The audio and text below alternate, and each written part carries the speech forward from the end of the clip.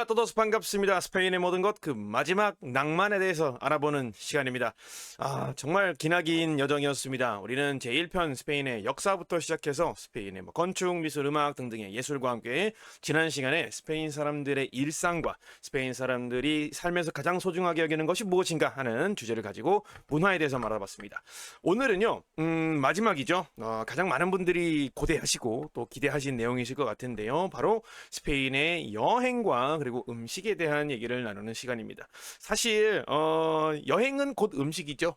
사실 똑같은 주제이기 때문에 저는 그렇게 생각하기 때문에 두 개를 연달아 넣어놨는데요.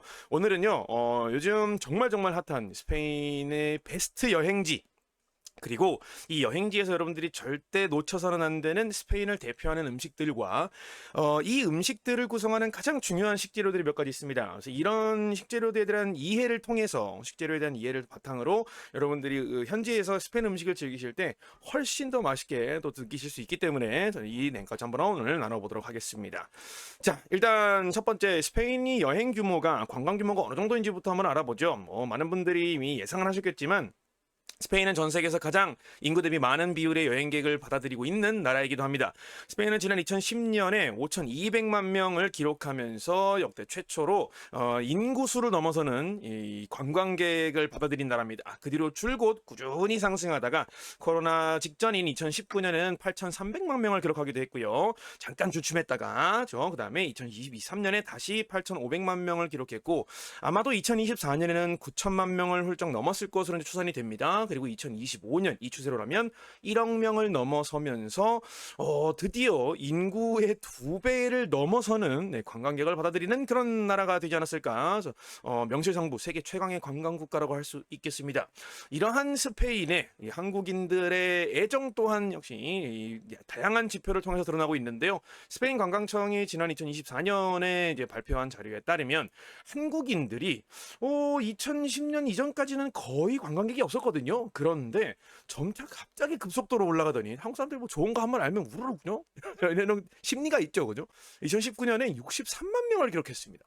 어마어마하죠. 한 해에 63만 명이 스페인에 방문했는데, 당연히 그 이후에 주춤했다가 2023년에 43만 명 정도로 회복했고, 24년 그리고 25년을 통틀어서 다시 60만 명을 넘어섰을 것으로 보고 있습니다. 요즘 정말 유럽 여행하면 또 한국인들한테도 이제 스페인을 절대 빼놓지 않고 얘기를 할 정도로 인기가 많은데요.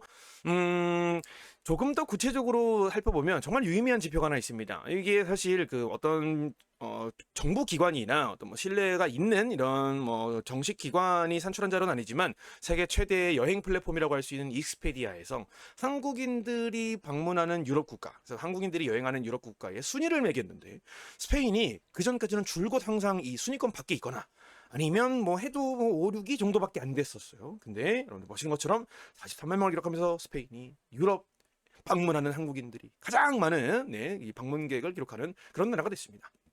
한국인들이 가장 사랑하는 유럽 국가 스페인이라고 볼 수 있겠죠. 그래서 이 영상을 보신 여러분들도 아마도 이러한 어떤 기류에 따라서 스페인 너무 좋다던데 나도 한번 가보고 싶은데, 그래서 궁금해서 영상을 틀어보신 분들이 많이 계실 거예요.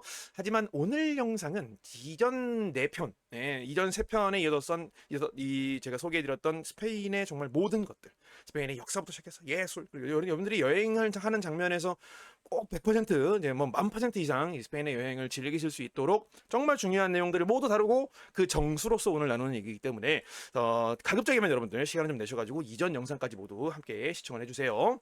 좋습니다. 그렇다면 이렇게 많은 여행객들이 찾는 스페인 안에서도 어떤 도시가 가장 인기 있는지 한번 알아봐야겠죠. 스페인 내의 가장 유명한 포털 사이트 중에 하나인 엔테라트가 이런 자료를 발표했습니다.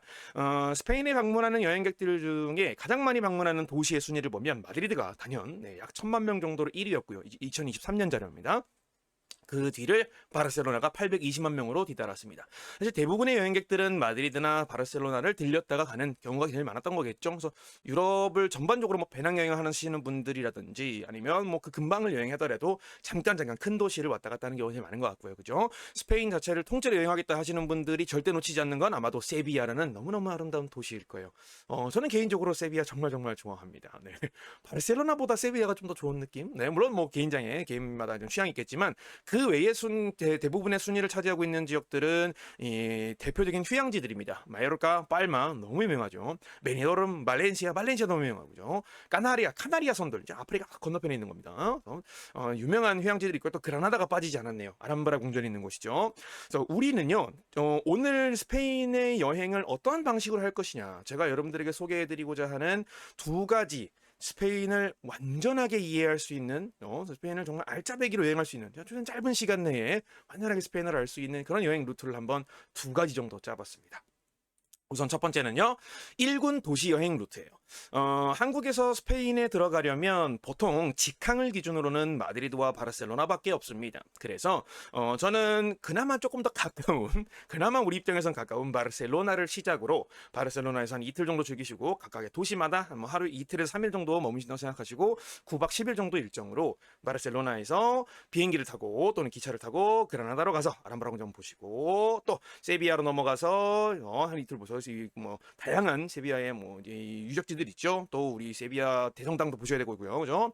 그래서 기차를 타고 올라와서 마드리드를 보다가 잠깐 하루 반나절 정도 시간 내시면 세고비아도 볼 수 있기 때문에 이런 루트를 한번 떠올려봤어요. 근데 사실 요거는 비밀인데 이 유튜브 영상에 얘기하면 비밀 아닌가?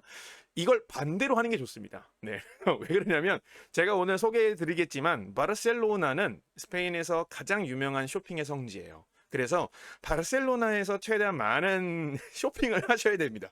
네, 일단 저렴하게도 저렴하고 또 경쟁 업체들이 많으니까 그리고 또 쇼핑 인프라가 정말 잘 갖춰져 있어요. 그래서 이 쇼핑을 첫날에 해버리면 그 무거운 짐을 이고 계속 이 모든 여정을 해야 되잖아요. 그래서 저는 개인적으로 반대로 가능하다면 마드리드 들어가셔서 세고비아 잠깐 보시고 오시고 반대로 세비야 갔다가 세비야에서 그라나다 가는 길에 우리 옛날에 꽃탈배에도 나왔었죠. 론다라는 예쁜 도시도 있습니다. 아니면 여러분들이 해양도시, 휴양도시를 한번 보고 싶다. 그러면 중간에 말라가에 들렸다가 그라나다로 가시는 것도 좋아요. 또 말라가가 유명한 예술가들의 고향 중에 하나이죠. 그래서 말라가 중에 유명한 예술인들 많이 있기 때문에 정말 멋진 풍경들을 많이 관람할 수 있습니다.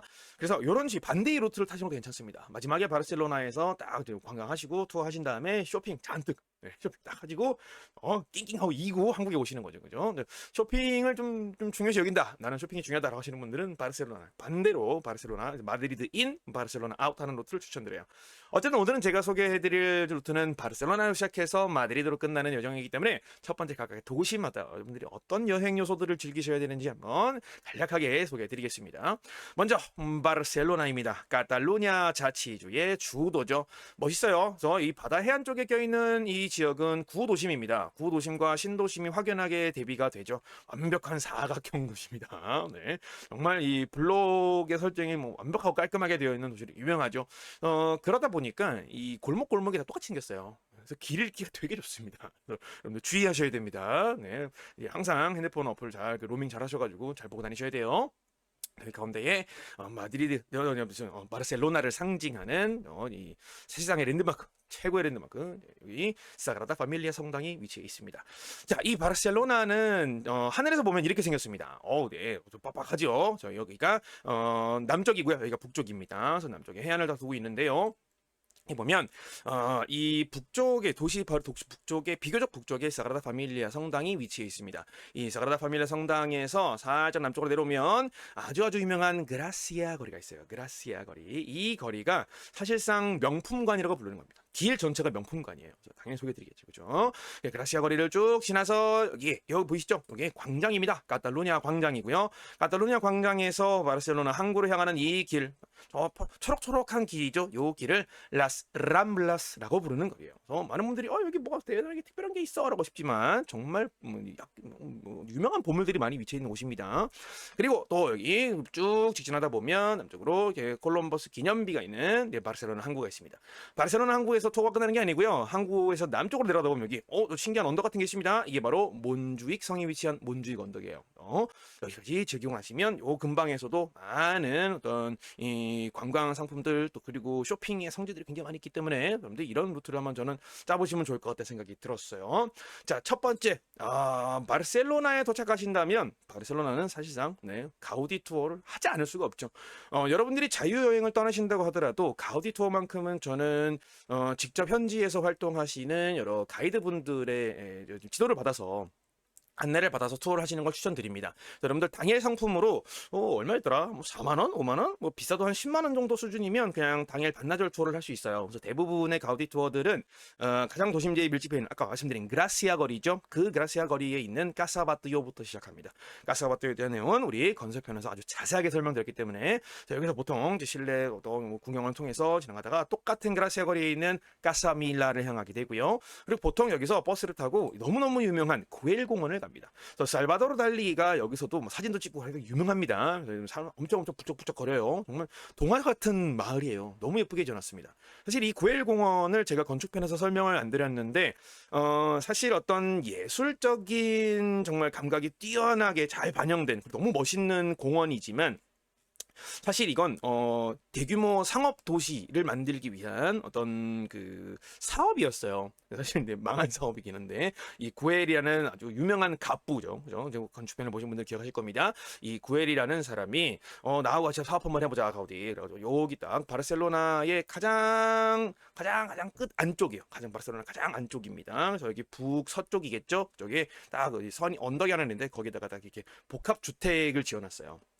소리를 치면 돈 많은 사람들이 좀 이렇게 별장도 지어놓고 살게 하기 위해서 다양하게 건설을 하고 그리고 이제 분양을 하기 위해서 만든 구역인데 일단 너무 멋있죠. 네, 이제 분양이 실패했대요. 네, 분양이 딱 한 채 딱 됐는데 두 채인가? 네, 가우디하고 네, 그리고 뭐 이제 그 친척 한 명, 구할 한 명 이렇게 하면서 사실상 실패한 분양 사업이 됐습니다만 너무너무 아름다워요. 마침 핸델과 그레텔이 나오는 동화 속의 어떤 건물들을 연상시키는 곳인데요. 정말 신비로운 비밀들을 많이 간직하고 있습니다, 여러분들. 자세한 내용은 현지에서 저희 가이드한테 들어보세요. 멋있습니다.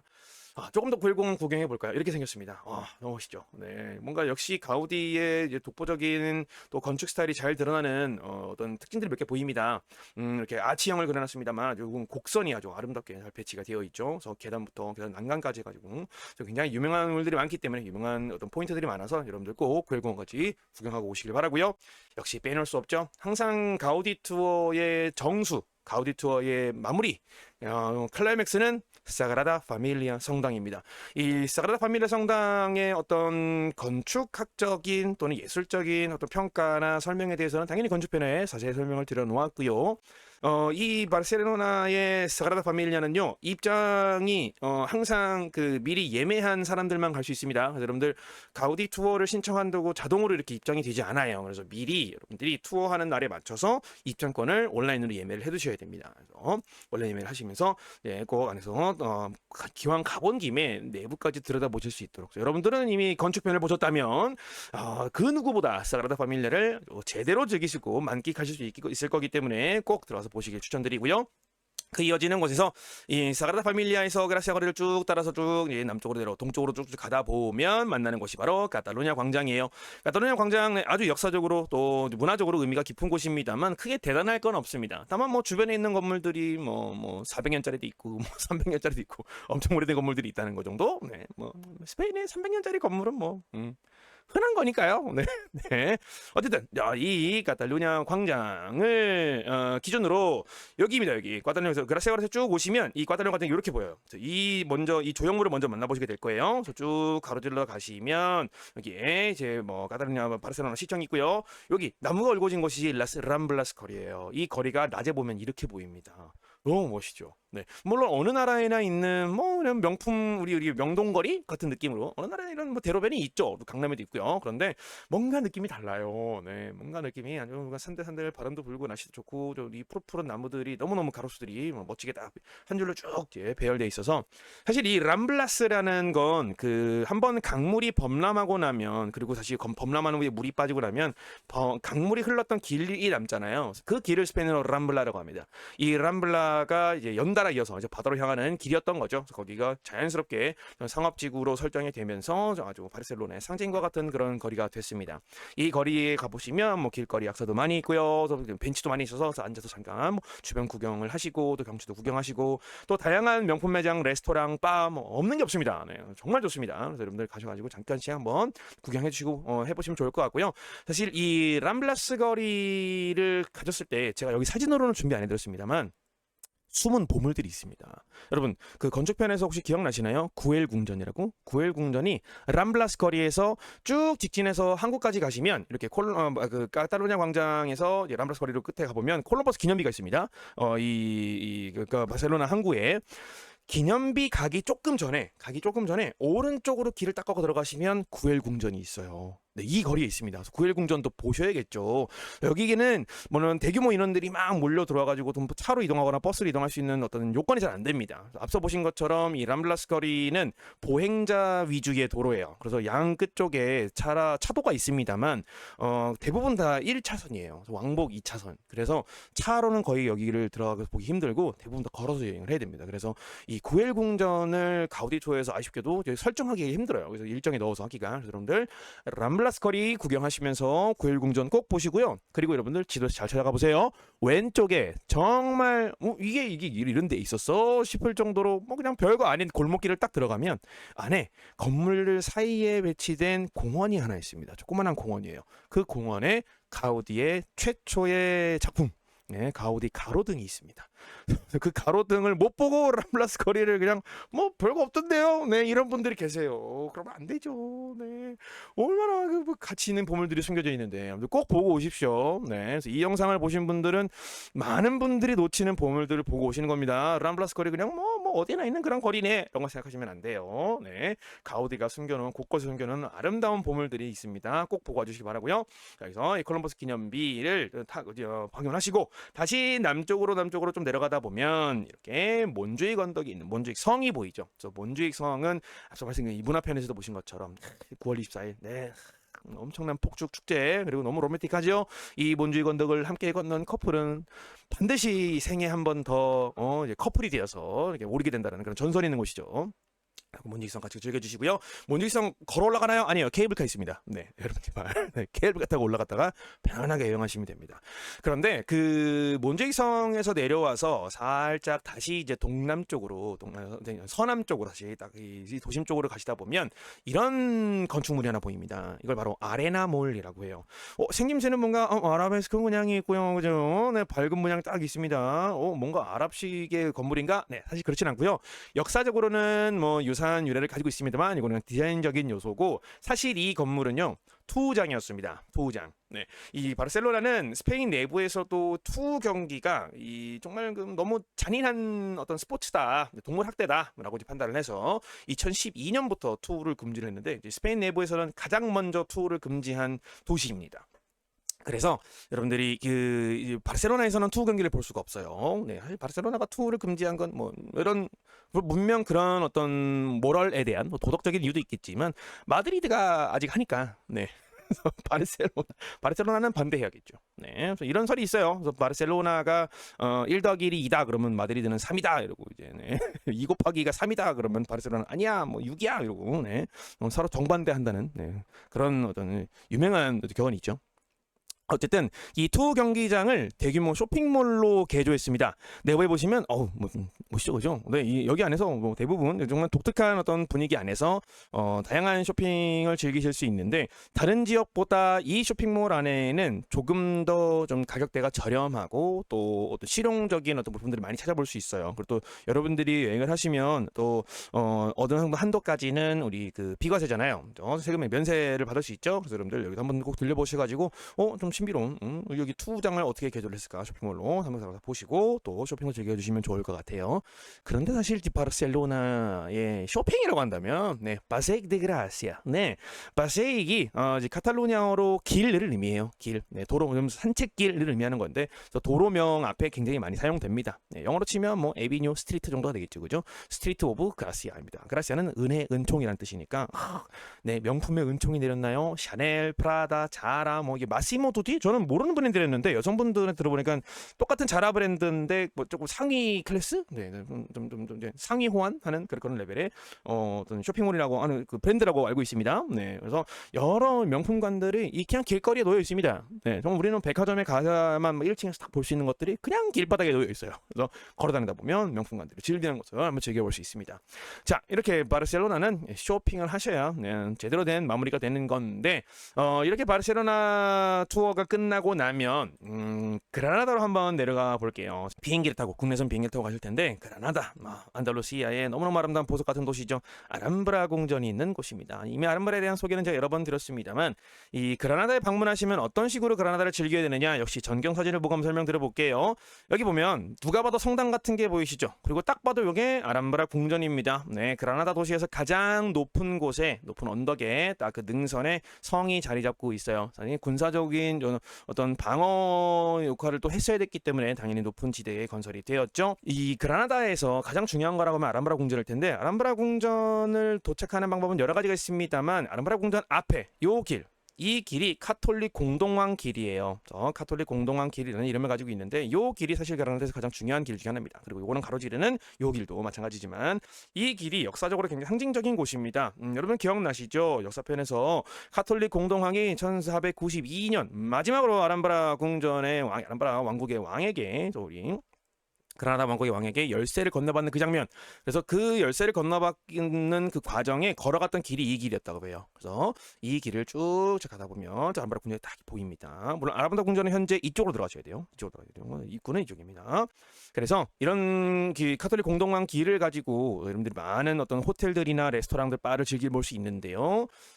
첫 번째 아람브라 궁전입니다. 아람브라 궁전 뭐 더 설명할 게 있나요? 네, 정말 보물 중에 보물이죠. 너무너무 아름다운 곳입니다. 뒤에 서산도 네, 배산임수 앞에 뭐 물이 있지 않습니다만 내부 너무 멋있죠. 네, 다시 봐도 너무 멋있네요. 네, 건축편에서도 제가 뭐 감탄을 자아내면서 설명을 들었었던 것 같은데 또 아람브라 궁전 하면 이 나사리 궁전 그리고 뭐 카를 5세 궁전 여러 종류의 궁전들이 안에 함께 모여 있습니다만 나사리 궁전의 헤네랄리페의 정원 진짜 멋있어요. 예뻐요. 엄청나게 대단하게 크거나 뭐 그런 규모는 아닌데 굉장히 예쁩니다. 네, 아기자기하고 뭔가 포근한 느낌을 줘요. 남부 지역이라서 햇살이 되게 따뜻해서 그런지 모르겠습니다만 네, 그리고 또 웅장하고 멋있게 지어놨습니다. 아람브라 카를 5세 궁전까지도 내부에 들어가서 관람 가능하니까 구경해 주시고요.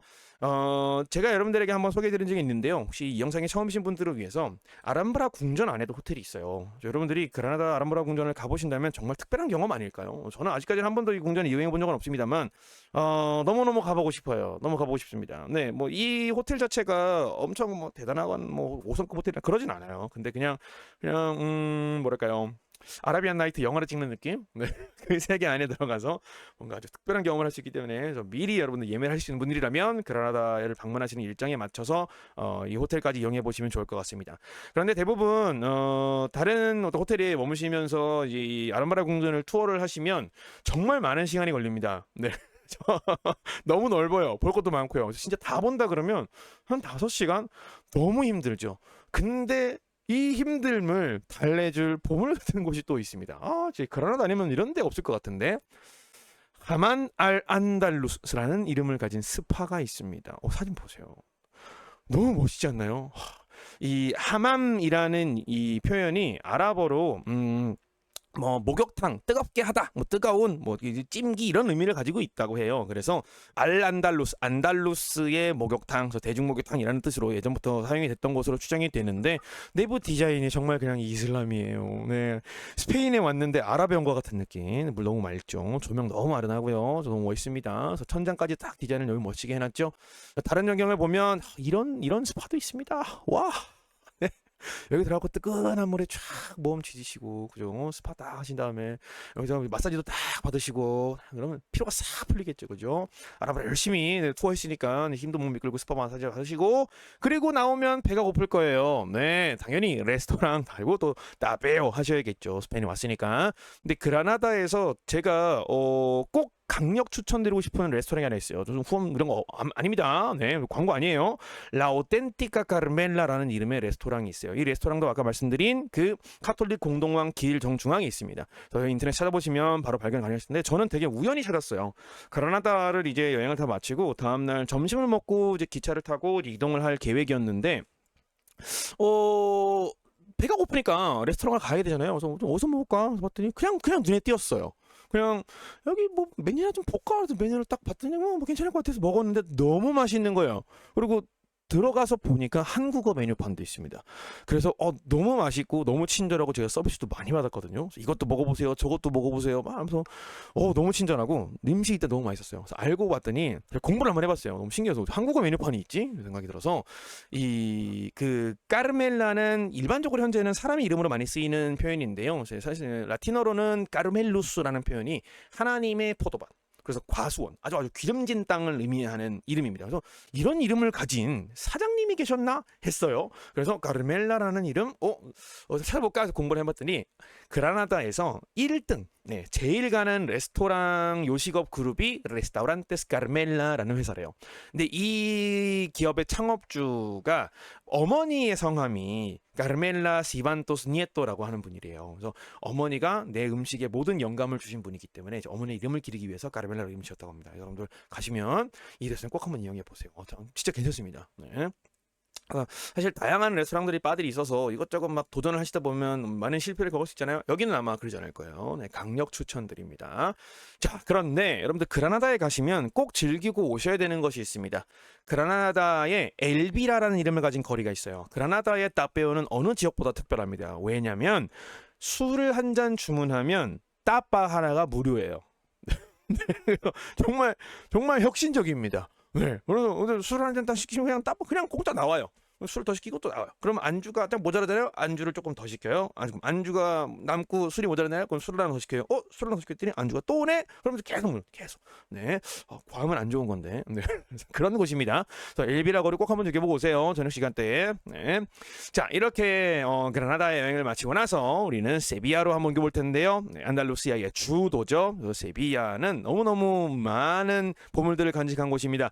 일단 메인 지역들을 살펴볼 전경을 한번 보면요. 도시가 뭔가 좀 이상해요. 그죠? 여기 넓은 광장이랑 정원 같은 것도 있고 공원인가요? 그리고 옆에도 뭔가 능동장 같은 것도 있고 넓은 사각형 건물도 있고요. 자, 일단 여기서 가장 중요한 건물이라고 뽑는다면 바로 이 친구겠죠. 딱 봐도 하늘에서 보면 십자가니까 성당처럼 보입니다. 자, 이곳이 바로 세비야 대성당입니다. 그리고 세비야 대성당에서 바로 남쪽으로 바로 오른쪽 딱 넘어오시면 이 지역이 요게 넓은 정원을 가지고 있습니다. 이게 모두 세비야 알카사르입니다.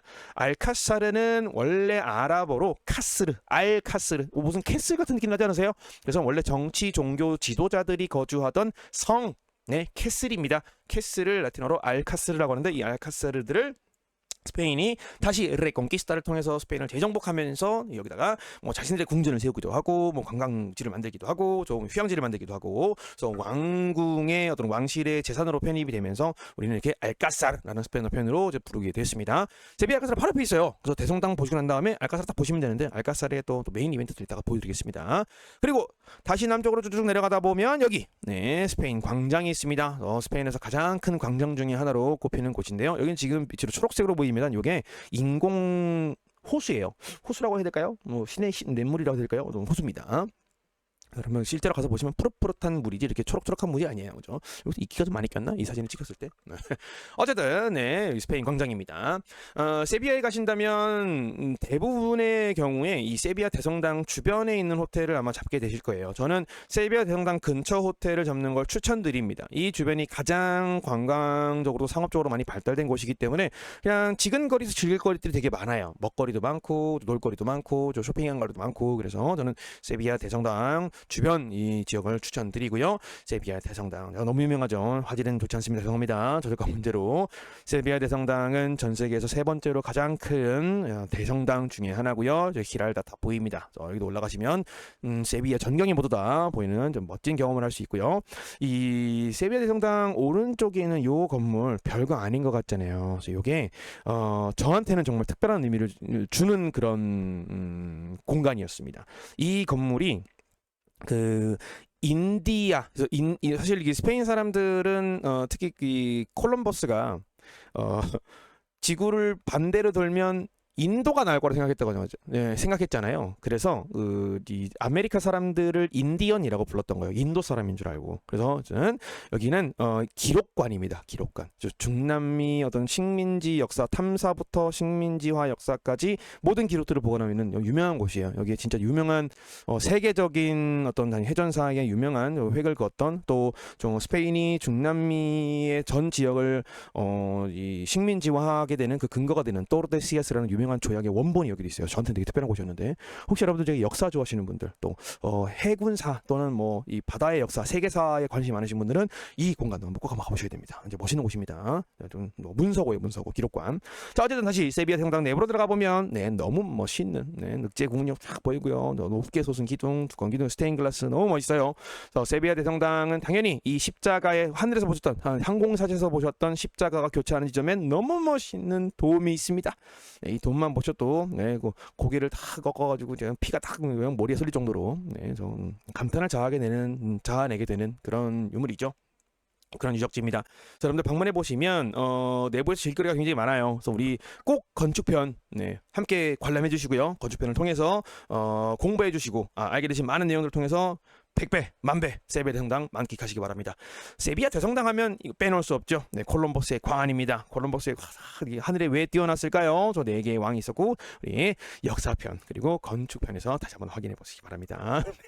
세비야 대성당에 가시면 이렇게 콜럼버스의 광안이 있는데 사실 간단하게만 설명드려보자면 콜럼버스는 스페인 역사의 입장에서는 사실 영웅과 같은 사람이죠. 스페인이 세계 패권을 쥐게 만들어준 장본인이니까요. 그런데 이 앞에 있는 두 동상은 왕관을 쓰고 있어요. 누가 봐도 왕이죠. 그죠? 스페인이 현재로 에스파냐 왕국으로 통합되기 바로 그 직전에 카를 5세 이전에 스페인은 4개의 왕국이 존재했습니다. 그 4개 왕국 각각 상징합니다. 사자가 있으니까 레온 왕국, 성이 있죠. 카스티아 왕국, 여기는 나바라 왕국이 보이고요. 그 뒤쪽에 있는 게 아라곤 왕국일 거예요. 근데 뒤에 있는 왕국의 두 동상은 왕을 의미하는 것 같지만 고개를 푹 숙이고 있죠. 앞에 있는 두 왕 동상은 창을 높게 펴들고 고개를 탁 높게 쳐들고 있죠. 그죠?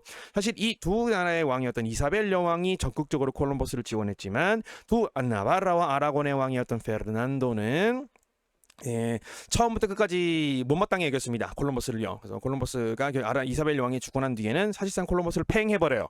그래서 콜럼버스가 분노에 찼겠죠. 유언을 남깁니다.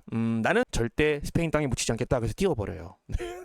그래도 우리한테는 너무 소중한 분이니까. 그래서 두 나라의 왕이 반성하고 있습니다. 콜럼버스 형 미안해요. 이런 말을 하는 듯한 그런 구도를 가지고 있는 어떤 이 구조예요. 이렇게 세비야 대성당을 나오시고 나면 바로 남쪽에 세비야 알카사르가 있습니다. 세비야 알카사르 들어가실 때는 이 사자의 문으로만 들어가셔야 돼요. 이 스페인의 기독교 왕국들이 여기를 다시 점령하고 난 다음에 그죠? 그러나 세비야를 점령하고 난 다음에 사자 왕국이죠. 그러니까 레온 왕국이 여기를 딱 이 문을 관장했다고 해요. 그래서 이곳으로 들어가시면 됩니다. 일단 분위기 자체가 여기서 보면은 딱 유럽풍의 어떤 성 같죠. 근데 내부에 들어가면 전형적인 아랍 궁전입니다. 너무 멋있어요. 유럽 한가운데서 이렇게 전형적인 아랍 궁전을 볼 수 있다는 거 저는 너무 멋진 거죠. 우리 건축편에서 말씀드렸습니다만 이 공간 자체는 1층은 아라베스크, 2층은 우리 로마 양식, 로마 양식을 따라서 이 아랍 양식과 중세 유럽 양식이 함께 어떤 융합을 이루고 있는 그런 멋진 모습을 볼 수 있습니다. 이 외에도 세비야 알카사르의 진짜 보물이다라고 할 수 있는 만한 곳은 바로 알카사르 정원입니다. 정말 넓어요. 정말 넓은데 너무 아름답습니다. 그래서 이 정원이 아랍의 어떤 느낌을 풍기면서도 정원을 너무 아름답게 잘 배치를 해놔서 수많은 유럽의 여러 국가들, 특히 뭐 영국이든 아니면 미국도 마찬가지고요. 어떤 역사 드라마, 사극을 찍을 때, 사극 영화를 찍을 때 이곳을 많이 활용한다고 해요. 그래서 여러분들도 꼭 한번 정원까지 구경해보시고 오시길 바랍니다. 자, 세비야에 가셨다면 스페인 광장도 꼭 들려보셔야 됩니다. 독특하게 반타원형, 반달 모양으로 생긴 광장인데 이 광장을 방문하시는 분이라면 저는 스냅 사진을 꼭 찍어주시길. 정말 멋있게 잘 나오거든요. 의상이랑 컨셉만 잘 맞춰서 가시면. 그래서 노을이 참 예쁜 곳이기 때문에 분위기 자체도 뭔가 그 아련하고 차분한 그런 멋이 있어요. 그래서 이런 식의 노을이 딱 질 때 참 멋있습니다. 아까 항공사에서 보셨던 여기 내과에서 이제 배도 탈 수 있어요. 이제 투어용으로. 근데 여기는 이 건물 자체는 전통적인 유럽 양식으로 지어졌는데 여기 곳곳에 아랍 양식들이 배치가 되어 있습니다. 저기 이 강을 기준으로 딱 나누는 난간에 보시면 이렇게 파란색 타일 공예로 너무 예쁘게 꾸며놨어요. 그래서 다채로운 매력, 또 세비야의 정체성 그 자체를 많이 드러내주는 전형적인 너무 멋진 랜드마크 역할을 하고 있는 광장입니다. 이 광장이 노을 밤을 잘 때 그리고 해지고 난 뒤가 굉장히 멋있어요. 조명도 야경도 되게 멋있고요. 그래서 여러분들 만약에 방문하시게 되면 또 비용 많이 안 하니까 네, 예쁜 옷 챙겨 입고 가셔가지고 스냅 사진 꼭 찍어 보시면은 정말 평생 남을 너무 멋진 작품으로 여러분들 기억하실 수 있을 거예요. 이 건물 자체를 보면 이 르네상스 양식이 보이죠. 전형적인 로마 양식의 삼각형, 기둥, 사각형, 똑같은 모양의 패턴의 반복, 그죠? 여기 원기둥도 보이고요. 바나 나치 보입니다. 그런데 보면 이 내부의 복도를 딱 지나가다 보면 구간마다 뭔가 문양도 있는 것 같고 사각형의 어떤 글자도 보입니다. 보이시죠? 그죠? 이 친구가 있는 바로 반대편에, 요 반대편에, 건너편에 보시면 그 이상한 구조물이 보여요. 이게 바로 벤치입니다. 네, 이 세비야에 있는 이 광장이 스페인 광장이라는 이름을 부여받을 수 있었던 근거가 되고 또 배경이 되는 친구가 공예 타일로, 타일 공예로 만들어진 스페인 48개 자치주를 상징하는 이 벤치들이에요. 그래서 각각의 벤치마다 상단에 그 해당 자치주를 상징하는 이 문양이 있습니다. 스페인어로 에스쿠도라고 해요. 그래서 이 문양 아래에 그 도시의 역사를 잘 보여주는 유명한 그림 작품을 이 타일 공예로 드러냈어요. 사실 지금 48개가 있고 사실 지금 현재 스페인은 50개의 주가 있거든요. 50개 주가 자치주가 있는데 광장 그 자체인 세비야는 여기 안에 들어있지 않습니다. 그래서 세비야는 뭐 여기니까 굳이 안 넣어놨고요. 그리고 이 광장이 만들어질 당시에는 자치주가 아니었던 카나리아 제도들, 일라 카나리아스가 현재는 자치주가 되면서 50개로 늘어난 거고 이 광장이 지어질 때는 49개였던 거죠. 세비야 포함해서. 그래서 각각의 어떤 도시의 상징 그림들을 만나보실 수 있는데 그라나다의 편을 딱 가보면 이렇게 생겼어요. 그라나다 도시 벤치입니다. 여러분 이 그림 기억나시나요? 네, 제가 역사편에서 한번 보여드린 데 있는 것 같은데, 그죠? 좀 전에 우리 그라나다 설명 들었을 때 카톨릭 공동왕이 레콘키스타를 마무리하면서 마지막 이베리아 반도의 이슬람 왕국 그라나다 왕으로부터 열쇠를 건네받는 그 장면, 유명한 작품이죠, 그죠? 이 작품을 타일 공예로 이렇게 딱 새겨놨어요. 너무 멋있습니다. 그래서 모든 스페인을 상징하는 어떤 역사적인 어떤 각 자치주의의 특징들을 다 모아놨기 때문에 스페인 광장이다라는 이름을 얻을 수 있었죠. 그리고 여러분 세비야 가시면요, 이렇게 뭐 광장 투어도 하시고 저녁에 스페인 사람들 예쁘게 찍으시고 나면 저녁에 꼭 플라멩코 바 가셔야 됩니다. 네, 설명드렸죠. 세비야 플라멩코 박물관 정말 멋진 공연을 보실 수 있고 또 예술적인 작품들을 즐길 수 있기 때문에 저는 항상 강추드립니다. 우리 음악편에서도 말씀드렸었죠, 그죠? 자, 이렇게 세비야의 여행을 마치고 나서 다시 마드리드로 올라가 보면 너무 유명한 건물이 있습니다. 네. 이 건물이 사실 마드리드 시내를 어쩌다 보니 상징하게 됐어요. 너무 멋있거든요. 일단 뭐 엄청 대단하게 높은 그런 건물 아닌데 위에 금장 딱 해가지고 천사 동상이 딱 올라가 있어요. 그래서 이 건물은 메트로폴리스라고 하는 세계적인 어떤 보험사가 직접 지은 건물인데요. 1975년에 건설이 완료됐다고 하고요. 이 프랑스식 신고전주의 양식이 반영돼서 뭔가 아주 장엄한 매력을 가지고 있는 그런 분위기를 풍기는 그런 건물입니다. 마드리드를 상징하는 건물 중에 하나가 됐는데 이제 마드리드의 역사, 정치, 경제를 상징하는 길이 바로 요 오른쪽에 있는 이 길입니다. 그란비아 길. 그리고 이쪽 이 길입니다. 이거 이게 통하는 길이겠죠. 저 까예 데 알칼라라고 하는 이름의 길이에요. 그래서 요 두 길에 가장 마드리드의 중요한 길 두 개가 교차하는 지점에 마침 위치해 있어서 또 큰 상징성을 가지고 있는 거죠. 그 뒤로 보이는 요 커다란 건물 혹시 뭐 스페인 왕궁 아닙니까 하는데 요거는 뭐 그 스페인 빌딩이라는 이름을 가지고 있는 빌딩이고 요 안에는 뭐 호텔도 있고요, 뭐 쇼핑몰도 있고 그런 건물입니다. 멋지게 지어놨죠, 그죠? 네. 자, 마드리드의 전경을 보면요, 마드리드를 어떻게 여행해야 될지 대충 보입니다. 네, 우리는 마드리드 서쪽에서 동쪽으로 여행을 하거든요. 첫 번째, 가장 서쪽에 마드리드 왕궁이 위치해 있습니다. 그래서 왕궁 옆에는 강이 흘러요. 그래서 왕궁이 딱 위치해 있고요. 왕궁에서 오른쪽입니다. 우리 동쪽으로 하죠. 동쪽으로 쭉 이 길 따라서 와 보시면 산미겔 시장이 있습니다. 산미겔 시장 저는 꼭 한번 가보시길 추천드려요. 여기 엠파나다가 진짜 맛있거든요. 엠파나다 혹시 뭔지 아실까요? 엠파나다 제가 사진을 한번 첨부해드리면 좋을 것 같은데 인터넷에 한번 찾아보세요. 엠파나다는 만두처럼 생긴 빵이에요. 만드는 방법도 만두랑 비슷합니다. 그 안에다가 뭘 집어넣은 거예요. 엠파나다의 M은 뭐뭐 안에라는 뜻이고요. 그죠? 빵에다가 뭘 했다는 얘기예요. 그래서 빵 안에다가 뭘 넣었어요. 다양한 재료를 넣어서 빵에 소를 채워서 먹는 요리인데 이 산미겔 시장 엠파나다 맛있더라고요. 네, 잘합니다. 네, 여러 군데에서 제가 엠파나다를 많이 먹었어요. 제가 정말 사랑하는 중남미에서도 많이 먹는 간식이기 때문에 네, 맛있었습니다. 산미겔 시장. 근데 좀 비싸요. 네. 산미겔 시장에서 조금만 더 동쪽으로 가시면 마요르 광장이 있습니다. 마요르 광장에서 또 레스토랑 딱 즐겨 보셔야겠죠, 그죠? 마요르 광장에서 다시 또 오른쪽으로 오면 태양의 문 광장, 너무 유명한 곳입니다. 그리고 이 스페인의 문화를 설명드릴 때 우리 매년 말 이 12월 31일에서 1월 1일 넘어가는 12번 타종일 때 사람들 막 폭주 터뜨리고 타종 소리에 맞춰서 포도 먹는다 말씀드렸죠. 그게 가장 많이 이루어지는 곳이 바로 이 태양의 문 광장입니다.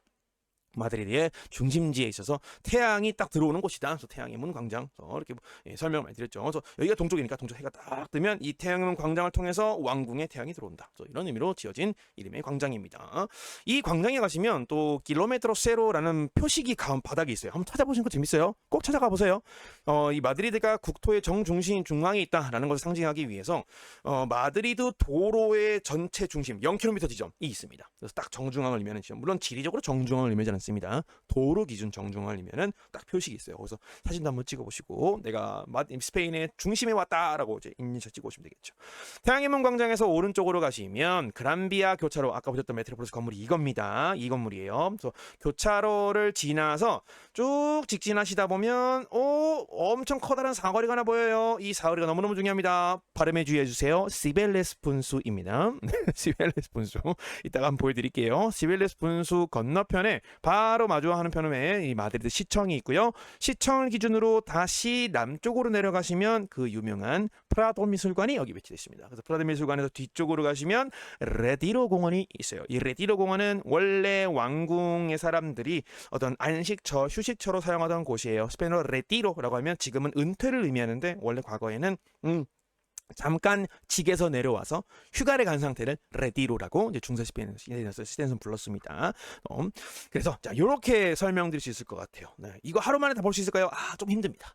좀 힘들어서 제가 추천드릴 방법은 요 중간 어딘가에 호텔 잡는 거예요. 집중해주세요. 요 중간 어딘가 호텔이 되게 많거든요. 여기 어딘가에 호텔을 예약하세요. 아니면 여기 네, 이근방 어딘가. 그래서 첫날은 태양의 문 광장 보시고 마요르 아니면 쭉 갔다가 마드리드 왕궁에서부터 산미겔 시장, 마요르 광장, 태양문 광장, 그리고 호텔 들어오시고 이렇게 쭉 왕궁 투어도 있으니까 줄 게 되게 많아요, 이분들이. 요 북쪽으로 올라가면 또 유명한 유적지도 많이 있고요. 그리고 다시 그 다음날 반대쪽으로 그란비아 교차로 지나서 시벨레스 분수 보시고 분수관에 시청 구경하시고 프라미중간 갔다가 레트로 공원 가는 이런 식의 루트를 저는 짜시면 좋을 것 같습니다. 요 중간 어딘가에 숙박을 해보세요. 네.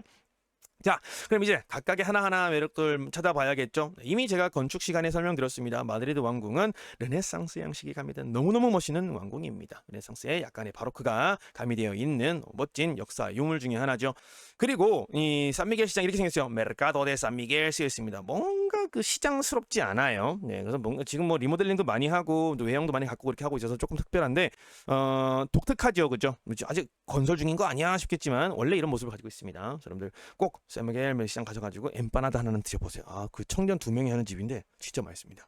동쪽으로 가면 마이로 광장이 있다고 말씀드렸죠. 마이로 광장이 너무 많이 보여드렸다, 그죠? 네, 뭐 더 이상 말하지 않겠습니다. 마이로 광장 꼭 가셔가지고 메뉴 하나 시켜서 술 한잔 하셔야 돼요. 네, 음료수라도 한잔 하고 오셔야 됩니다. 여러분은 마이로 광장 그 낭만을 꼭 느껴보시고 오셔야 돼요. 그렇게 다시 동쪽으로 가면 태양의 문 광장이 있다고 말씀드렸습니다. 사실상 마드리드의 정중앙을 상징하는 그런 곳이기 때문에 그래서 많은 관광객들이 모여들기도 하고요. 여기 유명한 동성들도 많이 있어요. 그래서 포르타 델 솔이라고 합니다. 여기는 차가 못 들어갑니다. 네, 뭐 지금 들어오는 것으로 보시면 사실상 대부분 통제돼 있어요. 그래서 여러분들 걸어서 다녀야 돼요. 걸어서. 자, 그렇게 우리 까이알깔라하고 그란비아 교차로에 있는 이 메트로폴리스 건물 딱 봐주고요. 근데 멋있죠, 그죠? 이건 민간이 지은 건물인데 참 멋있게 잘 지었습니다. 지금 뭐 은행이 들어와 있고 뒤에 롤렉스 건물도 보이고요. 그죠? 알깔라 그란비아 교차로 가서 사진 한번 딱 찍어주세요. 여기 정말 많은 이제 마드리드를 상징하는 엽서나 뭐 또 뭐 간판 사진, 대표 사진, 그리고 뭐 잡지에 들어간 표지 이런데 이 건물이 유독 많이 등장하더라고요. 정말 상징처럼 자리 잡고 있는 것 같습니다. 사진 한번 찰칵 찍어주면 되겠죠, 그죠? 그 다음 진짜 멋있는 곳이 마드리드 시청이에요. 물론 우리나라의 서울 시청도 멋있긴 한데, 네, 저는 이런 스페인 너무너무 스페인스러운 스페인 마드리드 그 자체를 보여주는 건물 이어서 너무 좋았어요. 그래서 우리나라도 그냥 우리나라의 어떤 도시 그 자체를 보여주는 건물 양식으로 이렇게 좀 했다면 얼마나 좋았을까. 그런 아쉬움이 개인적으로 있습니다. 물론 이제 뭐 난방 문제도 있고 뭐 관리의 문제도 있으니까 조금 어려웠겠습니다만은 어쨌든 이 마드리드 시청은 정말 멋있게 생겼죠, 그죠? 이 시청 바로 앞에 있는 이 분수가 바로 시벨레스 분수입니다. 사실 이게 마드리드 시청이 과거에는 시벨레스 궁전이었어요. 제가 발음을 좀 바꿔볼게요. 시벨레스는 그리스 로마 신화의 대지의 여신인 키벨레를 스페인어식으로 옮긴 거예요. 스페인어식으로 옮겨서 이게 발음이 그죠? 저는 키벨레라고 하겠습니다. 키벨레 분수. 이게 부담스럽네. 잠깐만요. 스페인어인데, 스페인어인데 부담스럽네요. 어쨌든 이 키벨레 신전이 있던 곳을 현재 시청으로 개조해서 다시 건물을 올려서 사용하고 있는 거고요.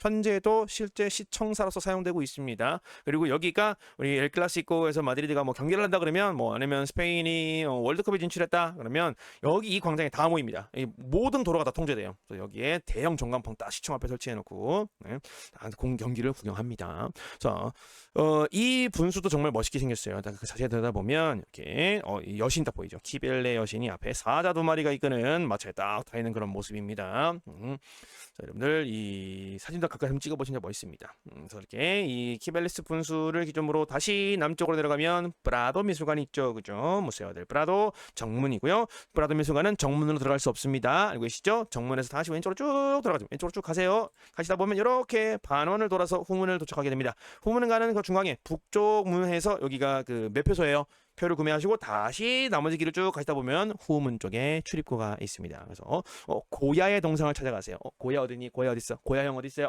여기 있네. 그래서 바로 거기 뒤에 입구가 있을 거예요. 그래서 이렇게 들어가셔야 된다는 거 헤매지 마세요. 네, 정문에는 문이 없습니다.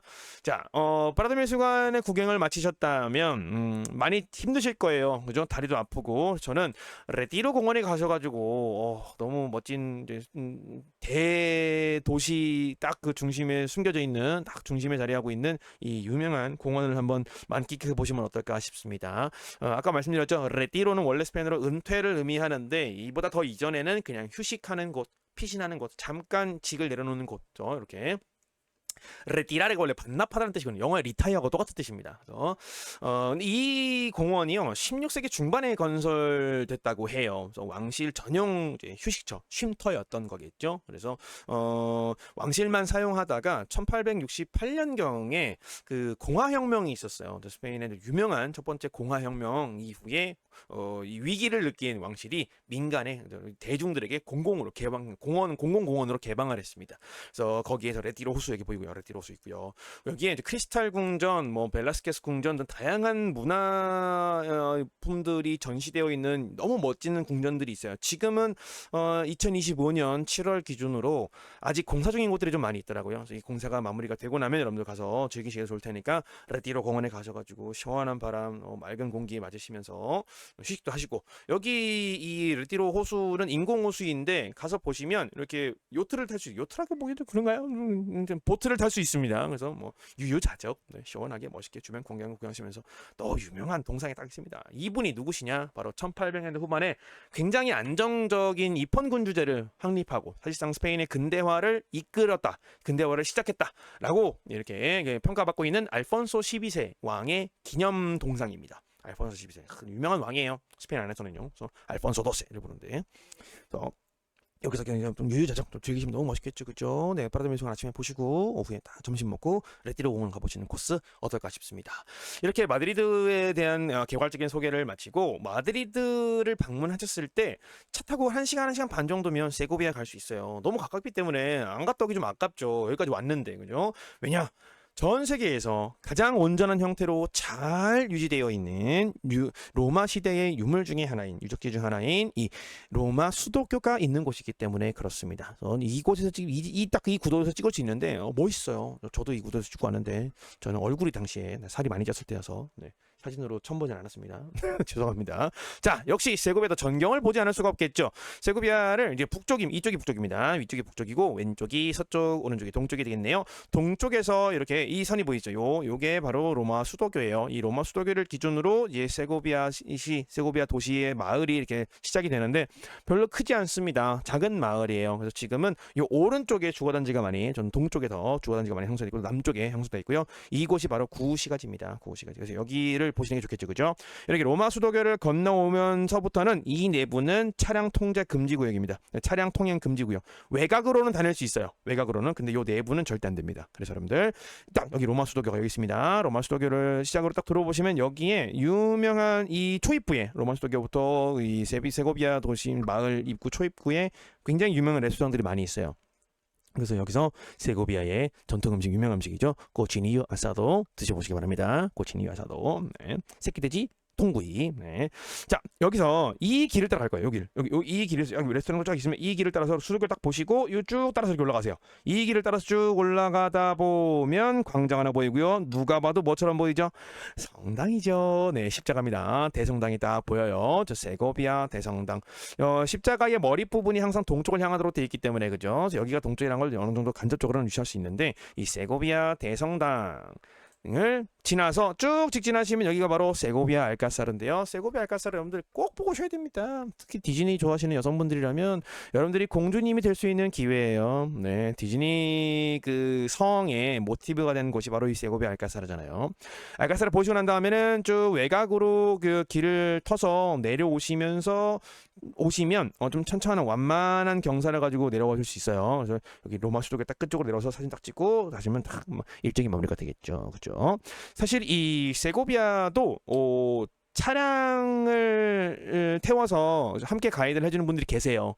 예, 현지에 스페인에 거주하시면서 하루하루 이렇게 예약을 받아서 직접 본인이 운영하시는 차에다가 이제 여러분들 여행객들을 태워놓고 설명드리면서 가가지고 도착해서는 또 이제 식사까지 해주고 저도 이용했었는데 너무 좋았어요. 네, 너무 좋았습니다. 여러분들도 적극적으로 활용해 주시면 좋을 것 같아요. 물론 이제 자유여행 떠나시는 분들이 많이 계시기 때문에 그분들을 대신해서 제가 미리 설명드릴 것들은 미리 드려보는 거죠. 기억하실 겁니다. 세고비아 로마 수도교는 스페인에서 가장 오래된 유적물 중에 하나이고요. 전 세계에서 가장 온전한 형태로 유지되고 있는 장거리에 대략 1km 정도의 길이를 가지고 있는 수도교입니다. 네, 그래서 이중 구조로 되어 있습니다. 이중 아치 구조. 이렇게 수도교를 지나서 요 길입니다. 여기부터는 차량이 못 들어가요. 쭉 해서 길을 타고 올라가다 보면 말씀드렸죠. 세고비아 대성당이 있는데요. 세고비아 대성당이 건축학적으로는 이렇게 엄청나게 많이 국가급으로 알려져 있는 곳은 아닙니다만 사실 여기 별명이 대성당들의 귀부인이에요. 그래서 1577년경에 지어졌다고 하는데 후기 고딕 건축의 걸작으로 평가하는 분들도 많이 계십니다. 이거 제가 내부 보여드릴 텐데 입장료를 구매하셔서 들어갈 수 있어요.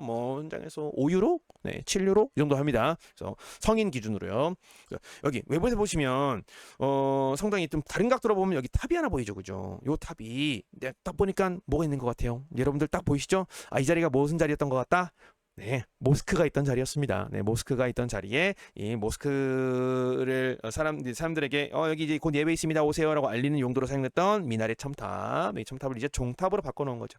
그래서 요만큼까지가 원래는 탑이었고 그 위에다가 덮어 씌운 거죠, 그죠? 그래서 지금은 성당이 유지하고 있다. 그 성당 역시 왼쪽에 보면 이 딱 정원이죠. 딱 봐도 정원이 있습니다. 그럼 여기가 모스크였구나라는 사실을 또 알 수 있겠죠. 내부에 들어가 보면 분명히 고딕 양식을 가진 성당인데 독특한 매력을 가지고 있습니다. 네, 빨간색 대리석이 곳곳에 많이 사용됐죠. 그래서 이게 붉은 빛을 내요. 전반적으로. 그래서 이 전반적인 붉은 빛이 아마도 그래서 귀부인이라는 어떤 별명을 얻었을까요? 네, 독특합니다. 여러분들 크지 않은 성당이지만 기회가 되면 꼭 한번 들어가 보셔서 여기 세고비아 성당은 어떤 매력이 있나. 이 늑제 국룡이 진짜 멋있어요. 네, 이 패턴도 진짜 멋지지 않나요? 이런 것들 한번 구경해 보시는 거 추천드리겠습니다. 자, 이렇게 세고비아 성당을 나와서 다시 서쪽으로 위쪽으로 고도를 높여서 올라가시다 보면 세고비아 알카사르 성이 보입니다.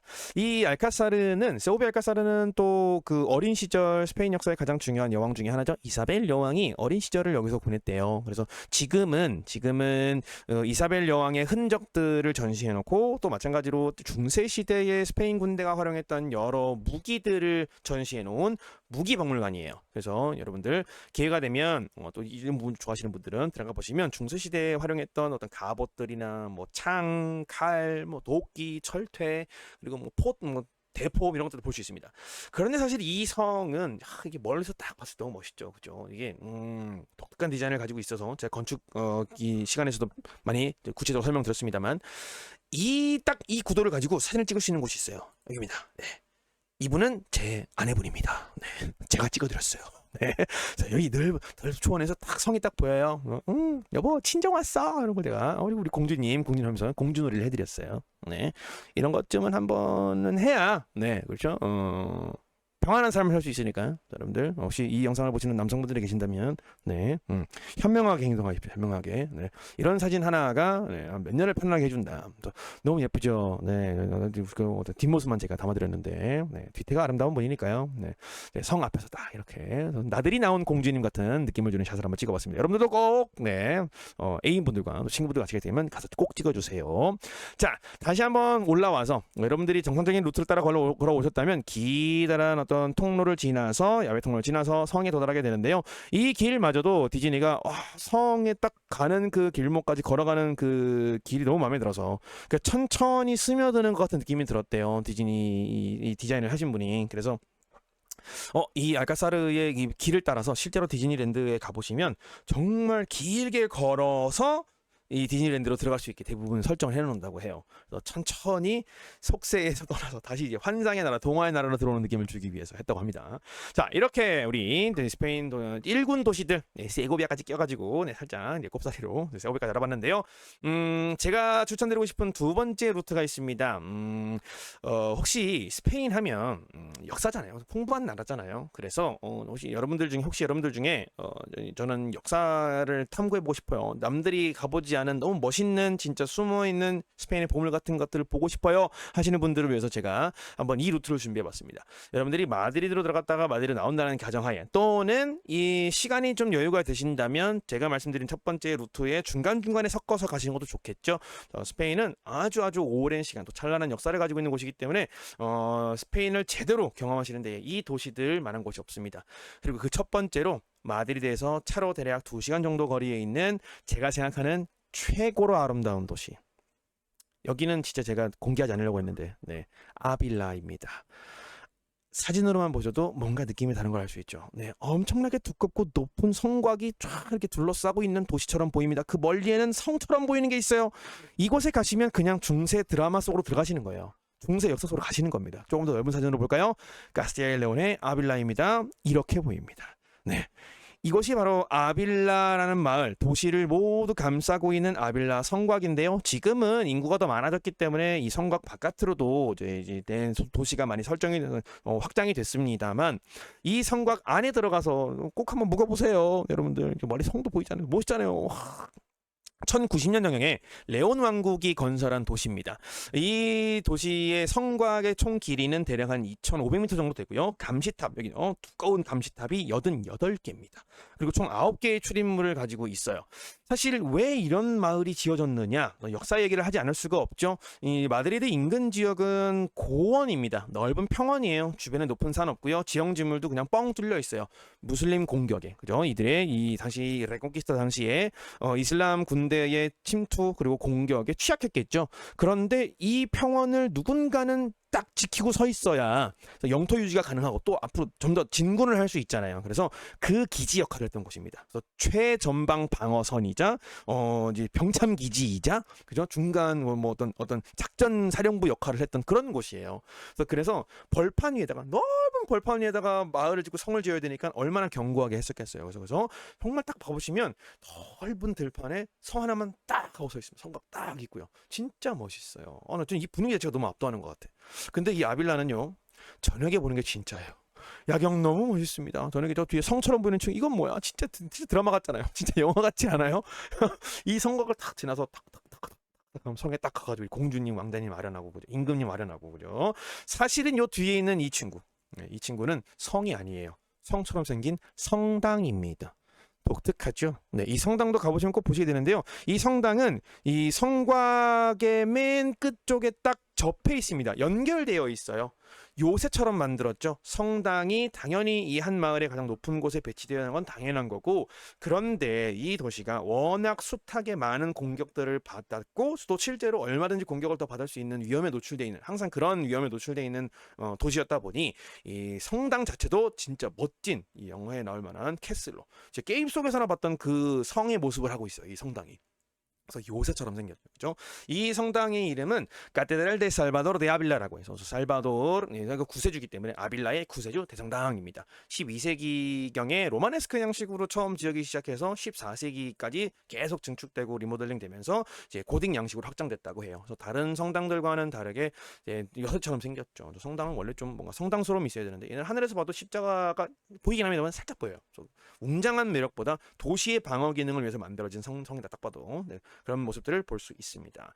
이 또 아빌라는 도시 자체가 중세 도시의 느낌을 딱 주고 들어가서 하는 모든 여기서 보내는 모든 시간들이 너무너무 아름다운 추억이 됩니다만 이 안에 스페인의 가장 오래된 성당 산 빈센테 소고토 왕국의 5세기경 지어진 성당도 제가 역사편에 보여드렸습니다. 이 성당 그리고 건축편에서 한번 보여드린 것 같은데 여기서 볼 수 있습니다. 실제로 한번 들어가서 관람도 해보시고요. 아빌라에는 이 지를 제외한 다양한 어떤 그 유적지들도 많이 있어요. 그래서 아빌라를 한 기회가 되신다면 이틀 정도, 네, 한 1박 2일, 최소한 1박 2일 정도 즐기신다고 생각하시고 꼭 방문해 주셨으면 좋겠습니다. 아빌라 진짜 너무 아름다워요. 한국 분들 거의 모르는 곳입니다. 잘 모르세요. 아빌라라는 데가 있어요. 그런데 어디예요? 네. 이걸 유튜브에 공개를 해야 되나 말아야 되나 고민을 많이 했는데 어쨌든 네, 너무 중요한 정보니까 말씀드렸습니다. 자, 그러면 아빌라를 지나서 잠깐 조금 더 서쪽으로 가시다 보면 살라망카라고 하는 스페인 최대 지성의 도시, 네, 스페인 지성의 상징인 곳입니다. 너무 아름답고 고품격이 느껴지는 도시예요. 살라망카입니다. 살라망카가 지성의 도시라고 불리는 이유는 스페인에서 가장 오래된 대학교 살라망카 대학교가 있는 곳이기 때문에 그렇습니다. 살라망카 대학교는 1218년에 개교한 것으로 알려져 있습니다. 그래서 뭐 논쟁이 있어요. 대학교 중에 가장 오래된 대학교가 어디냐, 뭐 이탈리아 거냐, 스페인 거냐, 뭐 대부분 다 이탈리아 대학교를 뭐 이제 꼽습니다만 사실 어렵습니다. 왜냐하면 대학교의 어떤 모체, 대학교라는 존재가 유니버시티가 탄생하기 전에는 원래 이 중세 유럽의 지식의 복원은 결국 다 수도사들이 했기 때문에 수도사들이 자기 후대에게 지식을 물려주는 과정에서 이렇게 현대의 대학교가 발달한 거기 때문에 사실 명확하진 않습니다만 이 살라망카도 세계 최초의 대학교 중에 하나다 이렇게 평가를 받고 또 항상 심사를 받는 그런 양성 중에 하나입니다. 근데 살라망카에 가시면 이런 양식 뾰족뾰족 튀어나온 거 자주 볼 수 있죠. 저는 개인적으로 살라망카 대학교를 굉장히 존경합니다. 또 질투도 해요. 네, 제가 뭐 스페인어를 뭐 저도 한 25년 가까이 쓰고 공부도 하고 뭐 해오는 입장에서 또 가르치기도 하는 입장에서 뭐 자격지심 이런 거 질투를 안 하는데 살라망카 대학교에서 석사 또는 박사 하신 분들은 진짜 너무 부러워요. 네, 저도 언젠가는 한번 해보고 싶을 정도로 살라망카 대학교 존경합니다. 네. 뭐 거의 뭐 1000년 가까운 800년의 역사를 가지고 있는 대학교입니다. 그런데 이 살라망카의 대학교면 그건 아니에요. 대학교만 있지는 않습니다. 살라망카 구 대성당 보셔도 좀 멋진 어떤 풍경 가지고 있죠. 양식 한번 볼까요? 창문이 크지 않죠. 네, 크지 않습니다. 로마네스크 양식을 보이고 있는 그런 성당이다. 근데 또 층고는 높아요. 처음에 로마네스크를 시작해서 점차 증축을 통해서 현재 고딕 양식까지 가미되어 있는 걸 볼 수 있죠. 그래서 시기적으로 12세기에 이제 지어졌으니까 초창기에 고딕 양식으로 로마네스크 양식을 짓다가 이후에 고딕 양식으로 발전한 양상이 되겠죠. 또 살라망카 마요르 광장은 마드리드의 마요르 광장과 또 다른 매력을 가지고 있습니다. 굉장히 전반적으로 분위기가 누렇고 좀 석양이 잘 어울릴 것만 같은 좀 낭만 있고 차분한 분위기를 띠죠. 여기에서도 역시 항상 이 광장 가에서는 이 광장 이 외부한 여기 쭉 둘레를 대부분의 레스토랑들, 카페들, 바들이 장식하고 있습니다. 그래서 살라망카에 가셔서도 한번 내가 지식의 도시에 왔다. 네, 스페인 지식을 상징하는 곳이니까요. 한번 느껴보시기 바라고요. 살라망카는 사실 이런 요트뿐만 아니라 로마 유적도 있습니다. 살라망카에 가시게 된다면 로마 교량도 한번 보시면 좋을 것 같아요. 저희 살라망카 도시를 완전히 가로지르는 이 토르메스라는 강이 있는 곳입니다. 이 강을 건너기 위해서 설치한 다리예요. 직접 걸어가 볼 수 있습니다. 사람 보이시죠 여기? 네, 걸어가서 볼 수 있어요. 2000년 전에 지어진 다리를 건너본다. 네, 특별한 경험이 될 것 같습니다. 자, 살라망카에서 다시 마드리드를 지나서 남쪽으로 가면 스페인의 천년 수도 똘레도가 있습니다. 똘레도는 많은 분들이 고민을 하시는데 저는 가볼 기회가 있다면 꼭 한번 가보시는 걸 추천드려요. 마드리드라는 도시보다 훨씬 더 오래된 역사를 가지고 있는 도시예요. 우리나라로 치면 신라의 수도, 천년 수도를 이렇게 부르잖아요. 그런 느낌을 가진 곳이 바로 이 톨레도입니다. 그냥 어디든 갔다 하면 유적지고, 어디 갔다 하면 역사책이고, 네, 그런 곳이에요. 그래서 정말 아름다운 분위기를 자아내고 또 많은 어떤 매력들을 품고 있는 도시이기 때문에 가급적 가능하다면 여러분 시간이 있다면 저는 톨레도 하루 이틀 정도는 가보시는 걸 추천드리는데요. 톨레도의 7세기경에 지어진 서고트 왕국의 산타 마리아 데 멜케 성당, 우리 역사 시간에 보여드렸던 것 같아요, 그죠? 이 성당도 가서 구경해 보실 수 있고 조금 외곽에 있긴 합니다. 찾아가시려면. 그런데 이 톨레도 중심지에 톨레도 대성당이 있어요. 대성당도 또 첨탑이 있네요. 네, 이 대성당도 여기 역시 모스크 사원이 있던 곳이다. 자, 사원을 개조했기 때문에 요 왼쪽으로 가서 보시면 정원도 있어요. 정원도 있습니다. 이 성당은 1226년에 착공을 했다고 하고요. 그 완공이 1493년이에요. 레콩키스타를 완료하고 그 다음에 완공이 됐다고 합니다.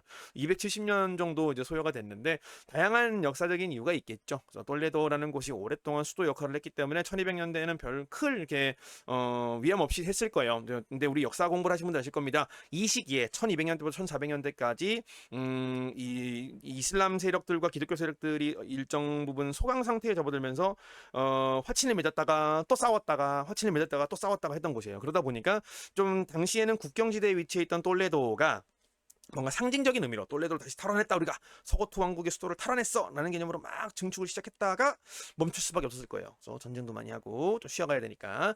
그래서 완공하는데 270년 정도가 소요가 됐고요. 여기는 그래서 재밌습니다. 그래서 로마네스크 후기 양식도 보여요. 보면 벽들이 1층은 벽들이 엄청 두껍습니다.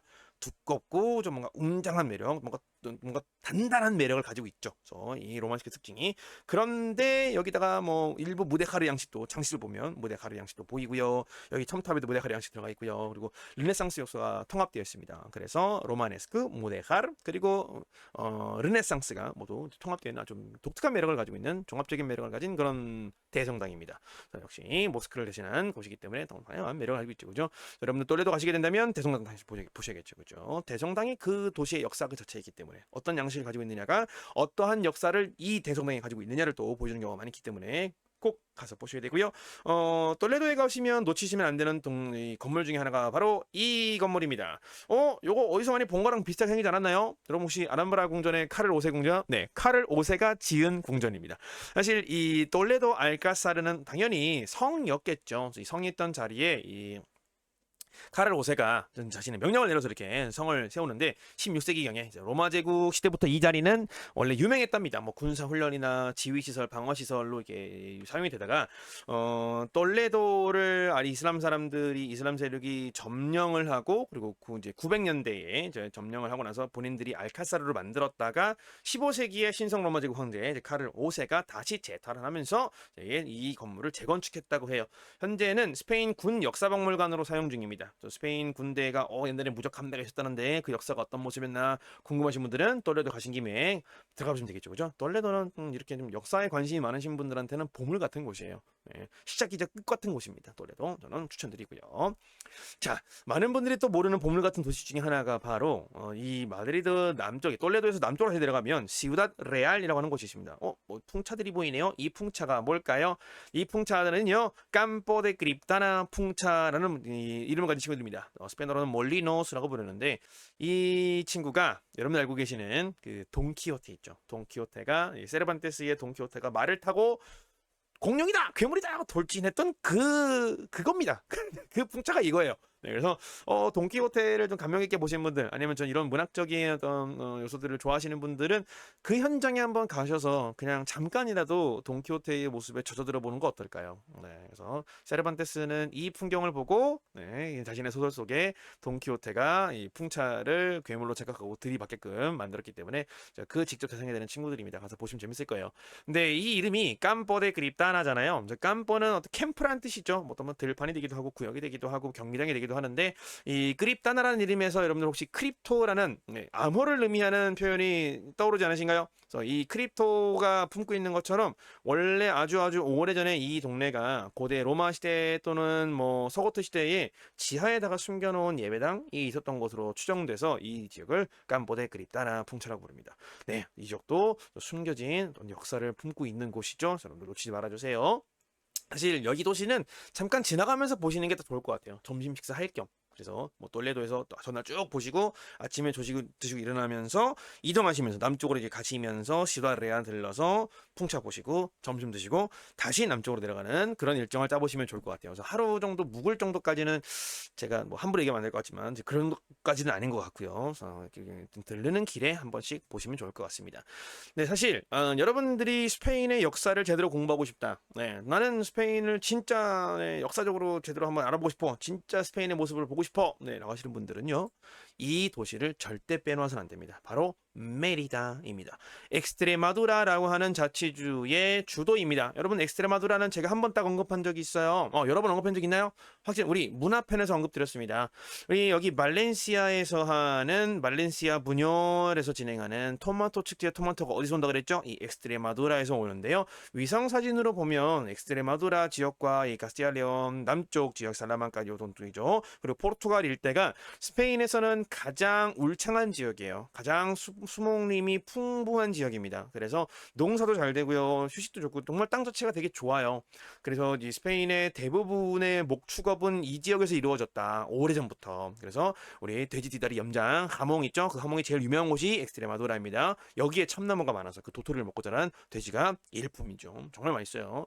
자, 이 도시의 본명은 아우구스투스 에메리투스입니다. 에메리타스. 아우구스투스 에메리타스. 아우구스투스 황제가 에메리트에서 메리다라는 의미 나왔어요. 에메리타에서 에메리라는 뜻이. 사실 에메리타스가 라틴어로는 당시에 뭐 은퇴했거나 아니면은 뭐 부상을 당했거나 해서 뭐 상여군인, 이 은퇴군인 상여군인들을 의미하는 표현이었습니다. 이 아우구스투스 황제가 자신을 따라서 함께 이제 전쟁을 했고 전쟁을 누볐던 군인들을 자기가 가장 사랑하는 도시 중에 하나이면서 가장 이 후배들에게 또는 자신의 군사들에게 내어주고 싶은 도시로 이 도시를 뽑았다고 해요. 그래서 굉장히 아름다운 유적들이 되게 많이 있는데 현재의 이름은 이제 그 메리다라고 에메리타스에서 조금 따와서 표현을 했다고 합니다. 기억해 주세요. 지금 메리다 로마의 유적지가 많은 곳입니다. 참고로 이 지역의 주 엑스트레마두라는 엑스트레마 가장 끝쪽에 있다. 그리고 두라는 두에로강, 스페인의 이제 가장 중요한 3대 4대 강 중에 하나입니다. 이 소리아라는 지역에서 출발해서 세고비아, 살라만카 북쪽으로 다시 대서양까지 흐르는 이 강을 두에로라고 해요. 두에로강 끝쪽에 있는 땅, 그래서 엑스트레마두라라고 지었습니다. 그래서 여러분 기회가 되신다면 메리다 꼭 한번 가보셔야 돼요. 가까이 들어볼까요? 로마 공연장이 있습니다. 네, 서기 100년경에 BC 우리 기원전 100년경에 로마 제국에 의해서 지어진 공연장인데 이 공연장에서요 매년 6월에서 8월경에 이 뮤직 페스티벌을 합니다. 실제로 8월, 7월 그쯤이 되면 고전 연극 축제도 해요. 실제로 우리가 지금 의자가 깔려 있죠. 그죠? 아직 여전히 공연장으로 사용하고 있습니다. 여러분 메리다를 이 시기에 가시게 되면 로마 시대의 연극을 로마 극장에서 로마 공연장에서 관람해 볼 수 있어요. 너무 신비롭지 않나요? 물론 이탈리아에서도 몇 개는 할 수 있을 것 같습니다만, 네, 스페인에서도 즐겨볼 수 있습니다. 자, 또 이 메리다의 매력 중에 하나는 로마 교량이죠. 우리 아까 살라만카에서 로마 교량을 봤습니다만 그거보다 훨씬 깁니다. 훨씬 길어요. 옛날에는 차도 간단한데 지금은 안 되고요. 도보로만 여러분 강을 건너서 왔다 갔다 해보실 수 있습니다. 로마 교량. 그리고 이미 역사편에 보여드린 것처럼 이제 다이아나 신전도 이 메리다 이 지역이 있고요. 여기에는 정말 그냥 땅 파면 유적지가 나오는 곳이에요. 그래서 로마 원형 경기장도 있습니다. 그리고 어떤 집은 뷰가 마차 경기장이에요. 네, 그래서 이게 그냥 일반 가정집입니다. 네, 그냥 복합 주택이에요. 네, 주택에서 창문 베란다 딱 열면 로마 경기장이 있는 거죠. 네, 그냥 운동장 같죠? 아니요, 로마 경기장이에요. 얘도 2000년 됐습니다. 오해하지 말아주세요. 당연히 그리고 메리다에도 로마 수도교가 있는데 우리 세고비아에서 봤던 거랑은 조금 다른 매력을 알고 있죠. 불긋불긋한 특징들이 막 이제 디자인에 들어가 있고요. 여기는 3단 아치 구조, 3단 아치 많이 훼손이 됐습니다만 3단 아치 구조를 이 3단 아치 구조의 수도교는 흔치 않기 때문에 이 메리다가 아주 오래됐고 또 도시 규모도 컸었던 곳이다라는 걸 좀 알 수 있죠.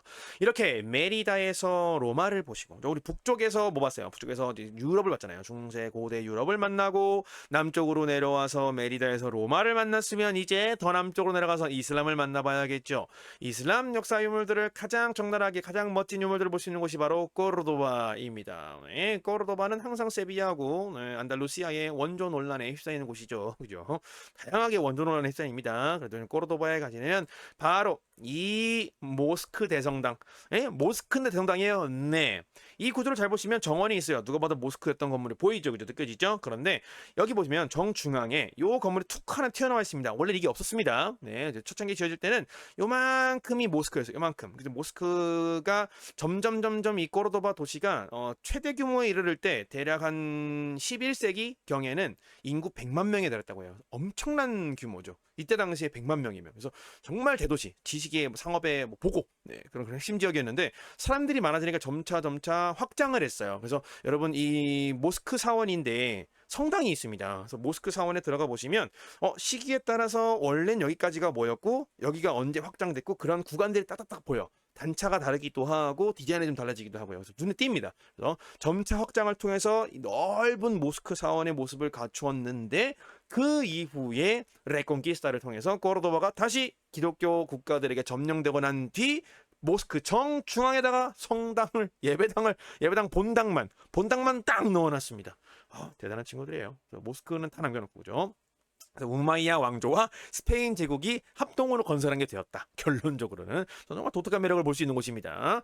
자, 일단 이 모스크 사원에 들어가 보시면 이렇게 보였어요. 제가 이름은 참고 사진으로 많이 보여드렸었습니다. 그죠? 말발구 마치 이제 빨간색과 흰색 패턴이 번갈아서 있는 너무너무 멋있는 이 패턴이 반복적으로 쫙 있어서 이게 기둥숲이라고 부른대요. 기둥숲. 네, 기둥숲.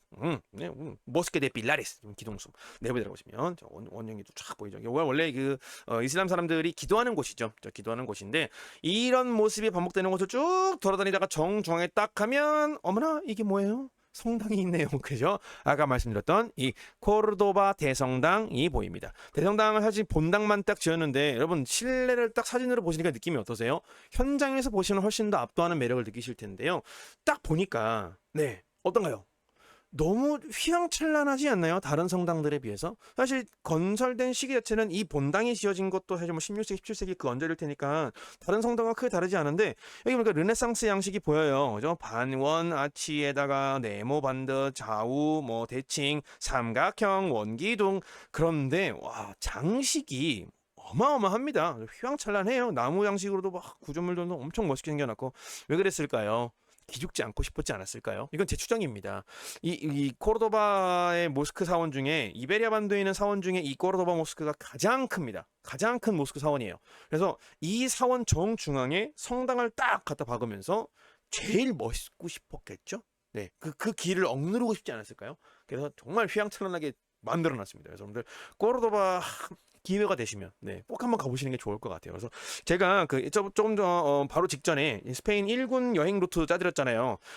거기에서 세비야에서 그라나다 가시는 길에 코르도바를 들렸다 가시는 것도 좀 좋을 것 같아요. 하루만 더 쓰세요. 네, 9박 10일 말고 10박 11일 코르도바를 꼭 가서 보세요. 네, 너무 멋있는 곳입니다. 여러분들 네, 직접 가셔서 한 땀 한 땀 디테일하게 이 장식을 휘황찬란하게 만들어 놓은 요소들을 구경해 보시기 바랍니다.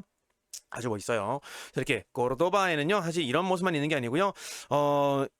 멸망한 제국의 유적물 같은 딱 곳이 있어요. 그래서 이 코르도바 도심에서 대략 한 차로 20분, 30분 정도 타고 가면 좀 외곽에 아사하라라는 이름의 궁전이 있는데 고대 그 코르도바 칼리파 왕국이 10세기쯤에 사용했던 좀 외곽 궁전으로 추정이 됩니다.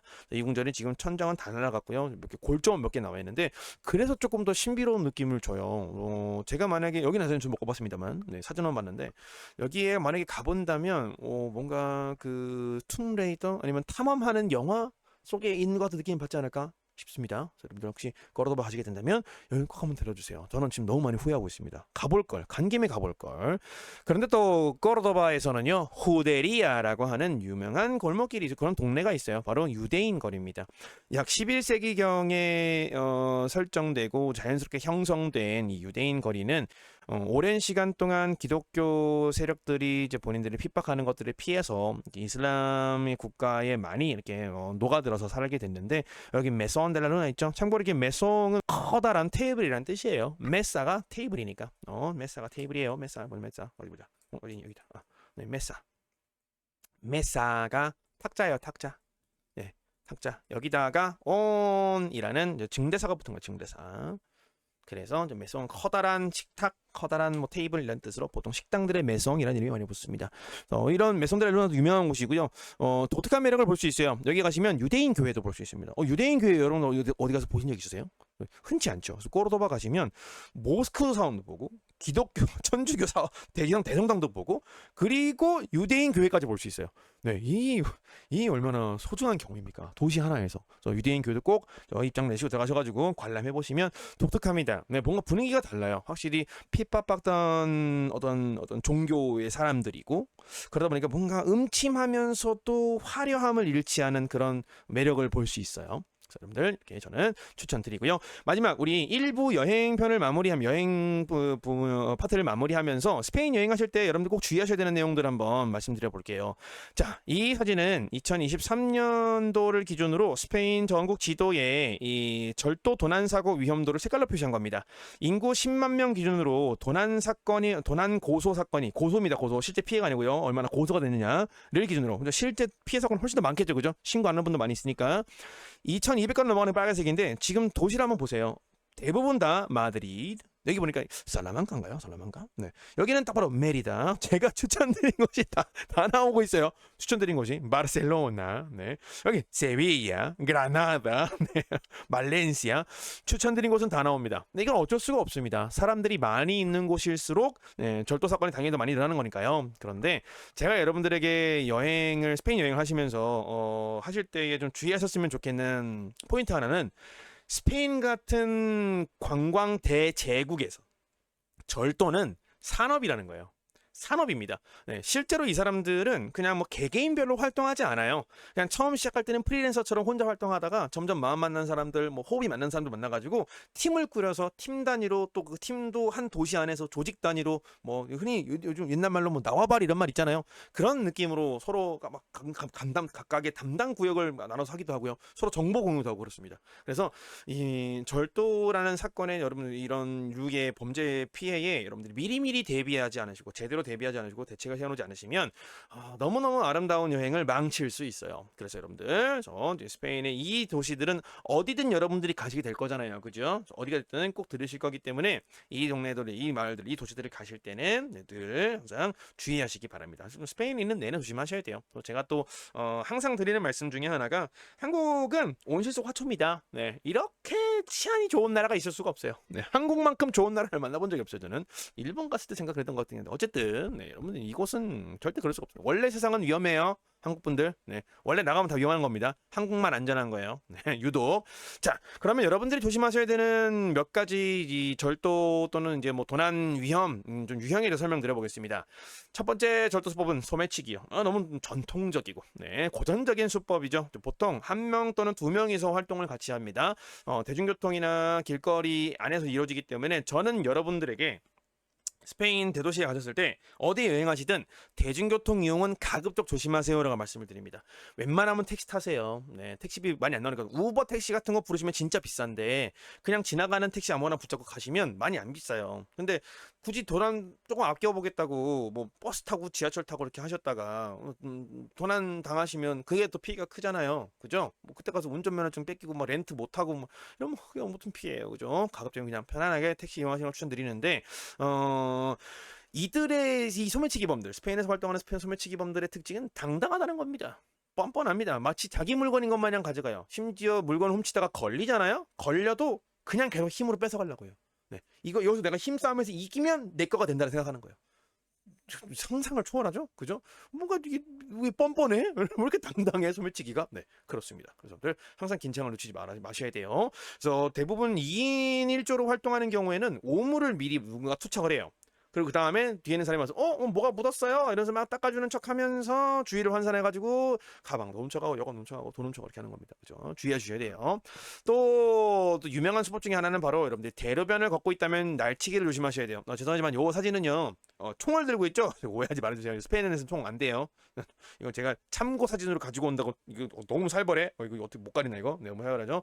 이 번호판 같은 거 보니까 콜롬비아인 것 같아요. 콜롬비아의 유명한 좀 남부 지역에 뭐 범죄가 좀 끊임없이 일어나는 그런 지역에 사진을 뭐 올린 것 같은데, 네, 안 돼요, 여러분. 총 안 돼요. 스페인은 안 하는 거. 어쨌든 오토바이 같은 걸 타고 후방석에 앉은 절도범이 주행 중에 여러분들이 사용하시는 핸드폰, 뭐 지갑 이런 것들을 확 낚아채서 갑니다. 그래서 여러분들 스페인에서는요, 가급적이면 핸드폰을 귀에다 딱 대고 이렇게 통화하면서 걸어다니는 거, 아니면 뭐 찾겠다고 시선을 핸드폰에 고정한 채로 막 이렇게 핸드폰 보고 가시는 거 절대 주의하셔야 돼요. 특히 대로변에 있을 때는 이건 뭐 가져가세요라는 얘기이기 때문에.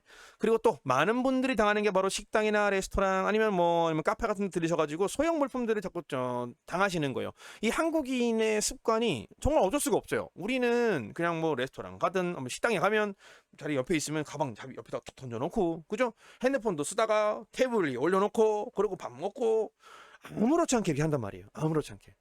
나는 이게 사람이 조심을 하려고 해도 그렇게 돼요. 그래서 특별히 신경을 많이 써주셔야 돼요. 여러분들이 식당에 가셔가지고 가방을 여러분들 시선에서 벗어난 오른쪽이나 그 옆쪽 어딘가에 둔다거나, 핸드폰 이런 것들을 테이블 위에 올려놓는다거나, 그렇다는 거는 주변에 있는 모든 사람들한테 오늘 여러분 제가 자선 파티를 합니다 라고 홍보하는 거랑 똑같은 효과예요. 그래서 여러분들 절대 하시면 안 됩니다. 항상 귀중품들은 가방 안에, 주머니 안에 넣어 놓으시기 바랍니다. 소형 물품 절도가 정말 활발하기 때문에 이 점 꼭 주의해 주시고요. 만약에 여러분들이 렌터카를 이용하시게 된다면 차량 터리범들을 조심하셔야 돼요. 차량 터리범들은요, 보통 1, 2인, 2인 1조로 보통 많이 활동을 하는데, 실내외에 주차되어 있는 차량을 가서 유리를 딱 뭐 뽀개거나 아니면 여러 뭐 이런 핀 같은 거 막대가 넣어가지고 문을 따서 이렇게 절도 행위를 합니다. 근데 특히 가장 많이 이제 대상이 되는 분들이 이 차량 안에 여러 물품들을 두고 다니시는 분들이에요. 이걸 제가 이따가 한 번 더 자세히 설명드리겠습니다. 절대 하시면 안 되는 것 중에 하나.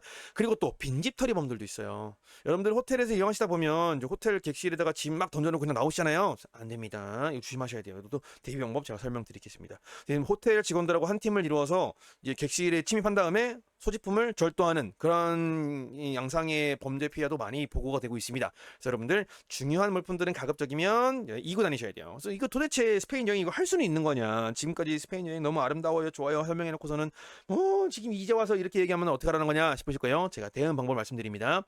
인터넷에서 유럽 여행 어디든 마찬가지지만 세이프티 가방을 구매하세요. 이 가방 역시 뭐 협찬받은 거 아닙니다. 제가 직접 그냥 구매한 거예요. 너무 좋아서.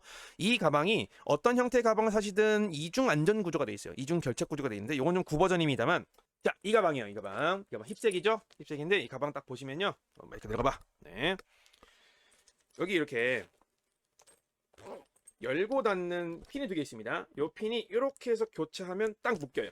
딱 묶입니다. 이렇게 묶입니다. 이 1단 구조예요. 그리고 요걸 다시 안전하게, 여기 고리 하나 더 있어요. 고리를 딱 집어넣고 딱 짜면서 이중으로 짬매게 되어 있습니다. 자, 여기 안에다가 내용물도 많이 들어가요.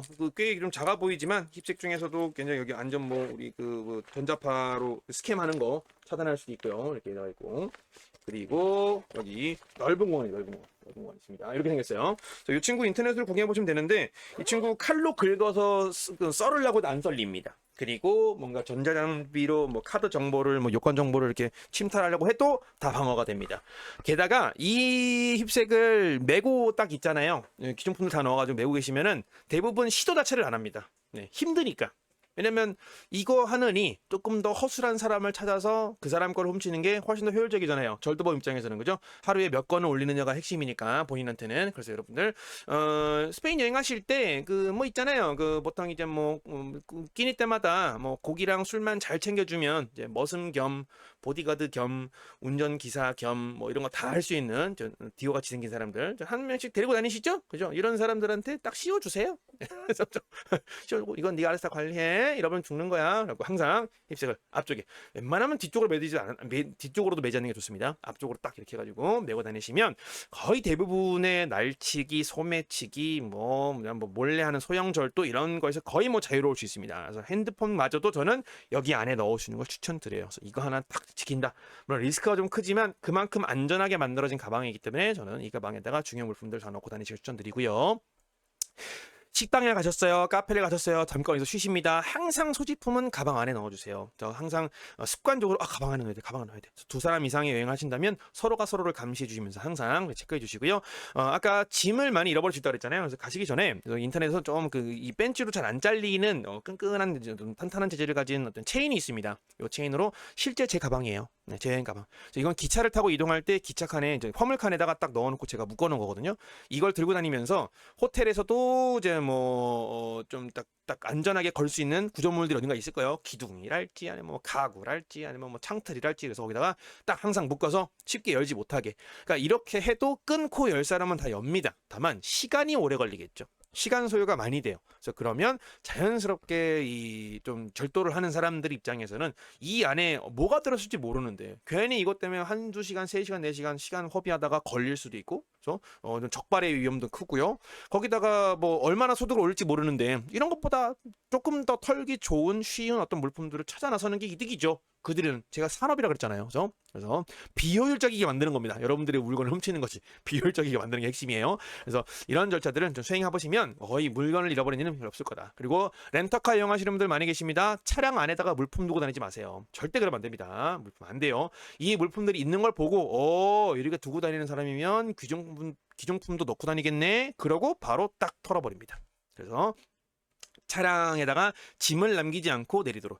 트렁크가 외부에서 보이지 않는 차량이라면 대부분 세단 형식이죠. 세단 형식이라면 트렁크에다가 짐을 다 넣어 놓으시고 그리고 이동하시는 게 좋을 것 같아요. 그죠? 짐을 잔뜩 이렇게 싸고 다니면 무조건 틀립니다. 네. 무조건 범죄의 대상이 돼요. 그다음 제가 여행 루트를 설정해 드리면서 국내선을 이용하시는 편이 좋아요 말씀드린 적이 있어요. 그죠? 특히 바르셀로나에서 그라나다에 갈 때, 뭐 그라나다에서 마드리드, 바르셀로나에 갈 때 이럴 때는 기차보다는 기차도 한 번쯤 이용해 보시면 낭만이 있는데 여러분들 이렇게 그 수화물을 잃어버리는 일이 흔히 있는 일입니다. 그래서 여러분들은요 국내선을 이용하시게 되면 수화물이 이런 경우가 대부분이에요. 원래 3번 수화물 뭐 그 트레일러에서 나와요 해서 기다렸는데 안 나옵니다. 그러면 바로 본사 신고하시는데 다른 트레일러에 가 있을 수도 있어요. 다른 트레일러. 그래서 기본적으로 거기서 여러분들이 뭐 물건 잃어버렸어요 라고 한다고 막 찾아주지 않습니다. 막 여러분들 돌아다니면서 찾으셔야 돼요. 이거는 뭐 참고했던 사진입니다. 그 다음에 차량 가이드 한번 말씀드렸죠. 세고비아 갈 때 저도 이용해봤다고. 저희 차량 가이드들을 적극적으로 활용하시면 좋아요. 특히 어떤 구간에서 쓰면 좋으냐, 이 마드리드와 세고비아를 왔다 갔다 하는 과정에서. 그래서 마드리드에 숙소를 예약하시고 차량 가이드 이용하시면 세고비아 가서 쭉 안내해주고 차량 태워주고 다시 마드리드에 내려줍니다. 그리고 또 우리 세비야에서 그라나다 같은 데 갈 때, 또는 반대로 그라나다에서 세비야 가실 때 론다를 들렸다 간다거나 말라가 들렸다 간다거나 꼬르도바 들렸다 간다거나 할 때 이 과정에서 많은 이 남부 지역에 활성하시는 가이드분들이 자차를 이용해서 여러분들의 짐을 싣고 트렁크에다가 세비야에서 체크아웃 하면 아니면 그라나다에서 체크아웃 하시면 짐 트렁크에 딱 싣고 꼬르도바로 옮겨주거나 그래서 아니면 론다 들렸다가 세비야로 가서 딱 호텔에다가 짐까지 넣어줘 이렇게 해주는 서비스가 있습니다. 너무 편해요. 그죠? 편하고 또 가시는 길 동안에 여러 가지 안내 설명 또 들으실 수 있으니까 저는 현지에서 활동하는 가이드분들을 적극적으로 활용하시는 걸 추천드립니다. 그렇게 해도 패키지 여행보다는 훨씬 더 저렴하게 이용할 수 있으니까. 그죠? 그리고 스페인을 여행하실 때는 온라인 사전 예약은 필수입니다. 호텔도요. 뭐 2개월, 6개월 정도에 계약하시면 할인이 많이 들어가고요. 미술관, 박물관은 당연합니다. 온라인 사전 예약하시면 뭐 많진 않지만 10에서 20% 정도 할인 받을 수 있고 유적지들은 사전 예약하면 보통 이제 5에서 15% 할인이 가능한데 아람브라 궁전은 사전 예약 꼭 하셔야 돼요. 현지에서 구할 수 없습니다. 다음 고속열차도요 2-3개월 전에 예약하시면 최대 60%까지 할인됩니다. 그렇기 때문에 여러분들 스페인 여행하실 때는 미리미리 계획을 짜고 미리미리 다양한 정보들을 통해서 예약을 하시고 또 준비하시면 정말 또 알차게 또 재미있게 누구보다 더 많은 것들을 즐기고 만끽하면서 여행하실 수 있을 겁니다. 자, 그럼 오늘은 우리는 시간이 많이 지났기 때문에 2부에서 드디어 이제 마지막 피날레죠. 스페인의 음식들을 한번 자세하게 알아보는 시간 좀 이따 가져보도록 하겠습니다. 오늘도 긴 시간 시청해주셔서 감사드리고요. 우리는 마지막 음식 편에서 만나뵙겠습니다. Muchísimas gracias. Hasta luego. Chao.